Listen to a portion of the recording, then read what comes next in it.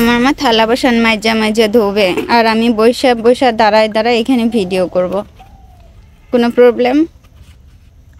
কারো কোনো প্রবলেম?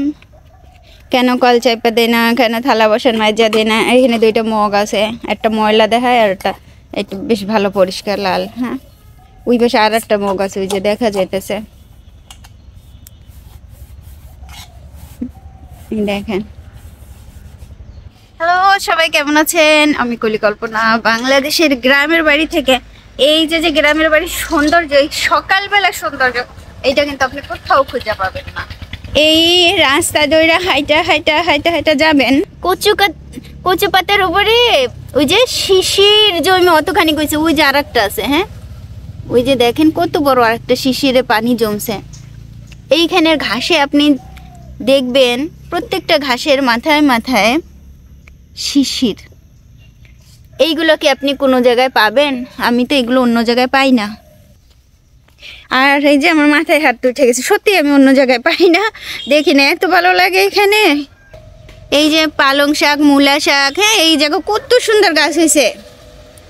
ওই দেখেন ঝালগুলো পাইকে পেকে গেছে, ঝালগুলো ছিঁড়া নিয়ে আসা লাগবে। আমরা কিন্তু গ্রামের বাড়িতে আসছি, অনেকেই বিশ্বাস করতেছেন না এখনো, বারবার কমেন্ট করতেছেন, দিদি সত্যি আসছেন, আপু সত্যি আসছেন। দেখেন ঝাল গাছ, মরিচ গাছ, ওইখানে আরও আছে, এখানে একটু পাট গাছ ছিল। এই যে আছে পাট আছে, এই পাটটা কটা খেয়ে ফেলাইতে হবে, বহু বছর পাট শাক খাই না, একটু খেয়ে ফেলতে হবে। এটি শিউলি গাছ, শিউলি ফুল গাছ, শিউলি ফুল হবে। গতবার আম্মা ছবি পাঠাইছিল, এই গাছগুলো অনেক সুন্দর, এই পাশ থেকে অনেক অনেক সুন্দর। এই আমাদের গ্রামের বাড়ির অবস্থা, এইটাই আমাদের গ্রামের বাড়ি। তারপরে এই পাশে ছাগল মুরগি, এখানে আমরা একটু বসি, খাওয়া দাওয়া করি। এই জায়গাগুলো আমাদের কাছে অপূর্ব সুন্দর লাগে। গাছের ডালগুলো এমনভাবে সুন্দরভাবে রয়েছে, এইখানে আপনি যদি গরমকালে এসেও বসেন প্রচুর মজা পাবেন। তারপর বাইরে যে চুলা আছে, এই আছে। আপনারা এখন অনেকে বলবেন এইরকমভাবে রান্না ঠান্না করেন। হ্যাঁ, আমরা এইভাবে রান্না করি। সামনে ওই যে রাস্তা দিয়ে গাড়ি ঠাড়ি যায়, ওই যে পাখির ডাক শোনেন, কি সুন্দর পাখির ডাক। এই যে শিউলি ফুলে করি হচ্ছে, কবে একসময় হয়তো বা ফুল টুল ফুটবে না। হাঁস মুরগির ডাক কি সুন্দর লাগে। এই গ্রামের বাড়িতে আসলে না আমার আর যাইতে ইচ্ছা করে না, সত্যি বলি, যাইতে ইচ্ছা করে না। জিউ ডাকে নাকি? জিউ এখনো শুয়ে আছে, উঠে না, ঘুমাচ্ছে। আমি ভাবলাম একটু উঠা যায় আগে আগে, কারণ এত ভালো লাগে এই জায়গা। এই যে দেখেন ঘৃতকুমারী, নাইট কুইন, পাশে আবার উস্তা গাছ আছে, একসাথেই হয়েছে উস্তা গাছ।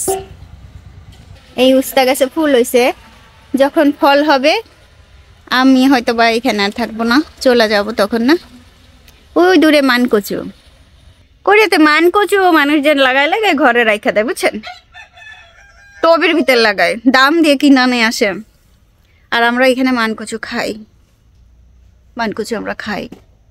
মানকচু আমরা আমাদের এখানে পথে ঘাটে পাওয়া যায়। অনেকেই দেখতেছে যে ব্লগ ছাড়তেছি, অনেকদিন পচা করিয়া ব্লগেও ভিডিও দেওয়া হয় না, সময় পাই না। কিন্তু আসলে সত্যি আমরা দেশে আছি, আমি চেষ্টা করব অবশ্যই জিওর কিছু কিছু ভিডিও দেওয়ার জন্য। আমি সবসময় বলি, কিন্তু হয় না, জানেন, এত ব্যস্ত থাকি। উপরে আম গাছ, প্রচুর আম গাছ ছিল, আর ওই পাশে বড় একটা আম গাছ ছিল, এখন নাই। তারপরে অনেক কচু গাছ ছিল সামনে, সেগুলোও নাই। এই আম গাছটা অনেক সুন্দর। ওই পাশে একটা তেজপাতা গাছ ছিল, তেজপাতা গাছটা এই আম গাছটার পাশে, ওই পাশে একটা তেজপাতা গাছ ছিল। ভাই রে ভাই, এই তেজপাতা গাছ কোথা থেকে একজন লোক আসা একটা শিউলি ফুল দেখছি আমি। এই যে কথা বলতে, আহা, কথা বলতে বলতে শিউলি ফুল, ও ওইখানে আরো একটা পড়ে রয়েছে।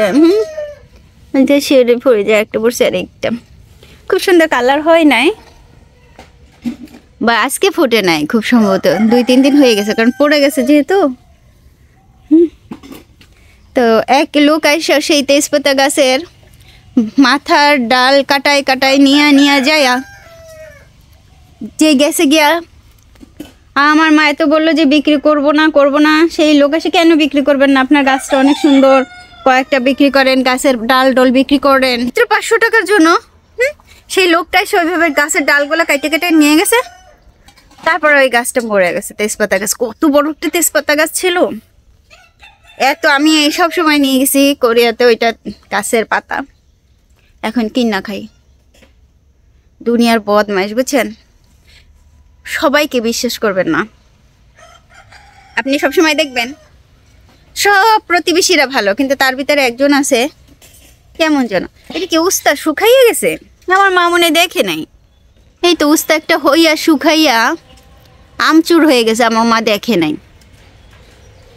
হ্যাঁ, আমার মা দেখে নাই। আমার মা তো বৃদ্ধ মানুষ, হাঁটতে পারেন না, অসুস্থ। তারপর আমি আসছে, ও মা এই উস্তাতে আমার গাছের মতো অবস্থা হয়েছে, এই যে এইটুক থাকতে পাইকা, আমিও নিয়ে গেছিলাম কোরিয়াতে বীজ, এইটুক থাকতে পাইকা নষ্ট হয়ে যাচ্ছে। কি হয়েছে? উস্তার বীজ ভালো দেয় না কেন লোকজনরা? ভালো ভালো বইলা বিক্রি কইরা তারপর আর হয় না। হ্যাঁ, কি আশ্চর্য, এই কি অবস্থা! ছাগল ডাকে, মুরগি ডাকে, আমি ডাকে, ডাকার কোনো শেষ নামে পড়ে যাইতেছি।